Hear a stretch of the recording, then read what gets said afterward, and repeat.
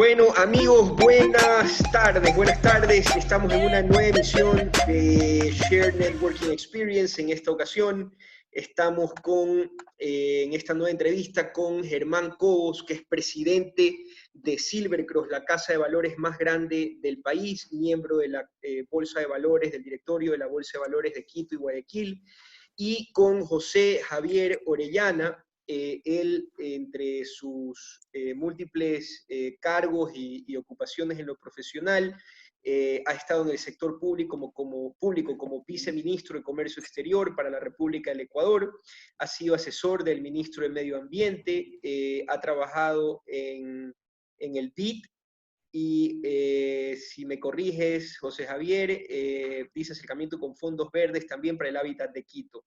Es ingeniero en sistemas con doble especialidad en economía internacional, tiene una maestría de ingeniería de sistemas y ciencias de la información, un MBA de la Darden Graduate School of Business, Shermet Award.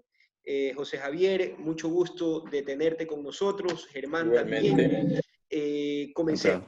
Quiero un poco entrar, obviamente siempre en la parte financiera sabemos que la cosa está complicada, pero quiero entrar directamente hacia qué es lo que los empresarios medianos y grandes y pequeños, si queremos entrar en todos los segmentos, y los inversionistas sobre todo. Los inversionistas necesitan saber de lo que está pasando en las bolsas de valores de Guayaquil y Quito en Ecuador, y luego lo que está pasando afuera para poder tener una referencia de esto y qué es lo que ustedes como expertos en su área recomiendan que si ustedes fueran los que tuvieran la plata de los inversionistas, dónde pondrían el dinero y dónde moverían el capital.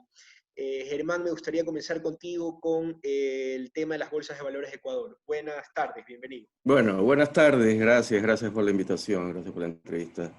Mira, tú conoces pues el mercado de valores ecuatoriano tiene una procedencia desde el año 93, cuando la ley estableció que las casas de valores se crearían para poder transferir recursos hacia instrumentos de mayor rentabilidad y con mayores opciones. A la fecha, el mercado de valores promedia un 10 a un 12% del PIB nacional, lo cual lo posiciona en un nivel bastante bajo en comparación a sus vecinos países como Perú, Chile, Colombia, quienes manejan niveles de 200, 300%, ¿no? No obstante aquello, el mercado de valores ecuatoriano se ha desarrollado bastante en las últimas 2 décadas, aprovechando pues, los factores que le dio la dolarización al país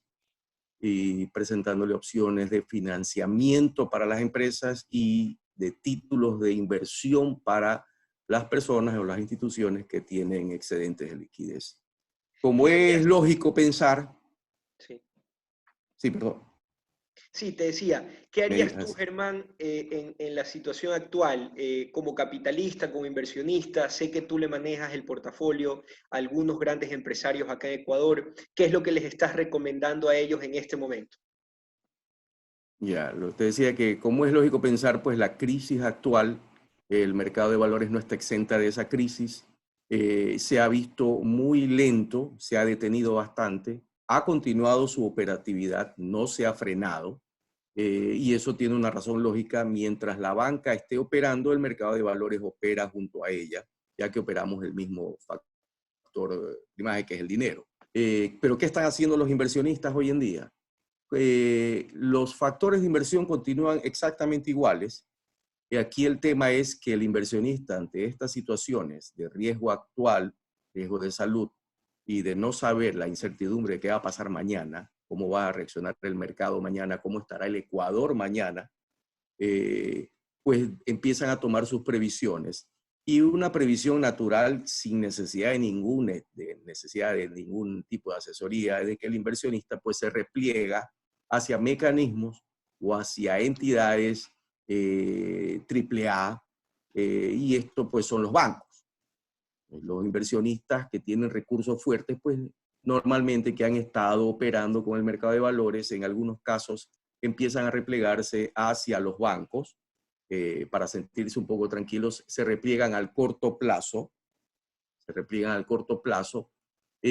tratan de no mantener tanto a la vista, es decir, poner en cuentas de ahorro, sino poder mantenerse en depósitos a plazo 30, 60, 90 días. Pero aparte de eso, el mercado de valores ha logrado en los últimos años ofrecerles alternativas similares en temas de corto plazo a los inversionistas, por lo tanto, continúan en una medida lenta, invirtiendo, por ejemplo, en facturas comerciales, que son de 30, 60, 90 días y que son aceptadas por empresas AAA, empresas grandes, grupos muy reconocidos, de gran trayectoria, y que a pesar de la crisis siguen operando en el mercado. También hay inversionistas institucionales que su manejo no pasa por una persona, sino que se pasa por estructuras de riesgo, comités de inversiones, comités de calificación de riesgos. En algunos casos son instituciones públicas, en otros son instituciones privadas, como los fondos de inversión, donde ellos trabajan bajo modalidades de matrices de riesgo, que en alguna medida, pues, establecen sus controles y sus alertas ante posibles eventualidades futuras. Quizás no esta de una pandemia, nadie la tenía, pero los efectos de la pandemia en el tema de la liquidez y de los recursos del país sí establecen medidas de precaución. Por lo tanto, lo que hacen es regular, es decir, bueno, salgámonos de las posiciones largas por un momento, vámonos a posiciones medias, vámonos al corto plazo, vamos a tener que sacrificar rentabilidad, hay que sacrificar rentabilidad por mantener la seguridad de la liquidez, pero mantienen ciertos niveles, es decir, no pierden el horizonte de su estructura de inversión. También hay compañías que son muy afectas al tema de los riesgos inmediatos que puedan venir ante situaciones como las que vivimos. Por ejemplo, las compañías de seguro. Las compañías de seguro, pues por su naturaleza del negocio, pues ellos están pendientes de los temas de los siniestros, por lo tanto sus liquidez en los promedios normales que antes manejaban, en estas situaciones pues tienen que replegarse a tener la liquidez lista para prevenir cualquier tema de siniestros futuros que puedan tener. Germán, a través de la bolsa de valores las personas pueden hacer captación de fondos, las empresas que necesiten liquidez durante esta emergencia. Las captaciones de fondos solo son una actividad exclusiva de la banca, del sistema financiero, de las IFIs, cooperativas, mutualistas. Nadie más puede hacer captaciones de fondos en el país, eso está prohibido. Lo que existen son mecanismos de obtención de recursos regulados, dirigidos y focalizados. Por ejemplo, puedes tú crear un fondo de inversión, tienes que entrar a un proceso de calificación, de preparación, de autorización, con lo cual tú creas un fondo de inversión abierto, un fondo de inversión financiero, o puedes crear un fondo de inversión colectivo focalizado para una actividad puntual, por ejemplo, un desarrollo inmobiliario. Son mecanismos que te sirven para captar fondos sin ser una IFI. También eso se puede hacer durante la emergencia. No, esos son mecanismos que existen hoy. Durante la emergencia, ¿qué es lo que existe? Es utilizando esos mismos mecanismos, esas mismas facilidades que da la ley. Existen mecanismos directos de corto plazo, por ejemplo, portafolios administrados. Esos portafolios administrados pueden ser manejados tanto por una administradora de fondos a través de un fideicomiso o de una casa de valores a través de un contrato privado donde administro portafolios, pueden ser familiares, pueden ser de segmentos de mercado, pueden ser similares a los fondos que hoy se han creado para poder combatir o mitigar los problemas de la crisis de salud. Germán, muchísimas gracias por tu respuesta. Pasamos a José Javier Orellana. Nos quedan 4 minutos con 40 segundos exactamente para poder terminar.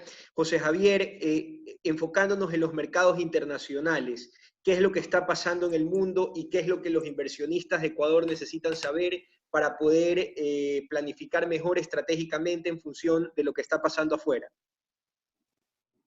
A ver, conversando con Goldman Sachs, en gente en JP Morgan, yo trabajé una época en JP Morgan, así que los conozco bastante bien.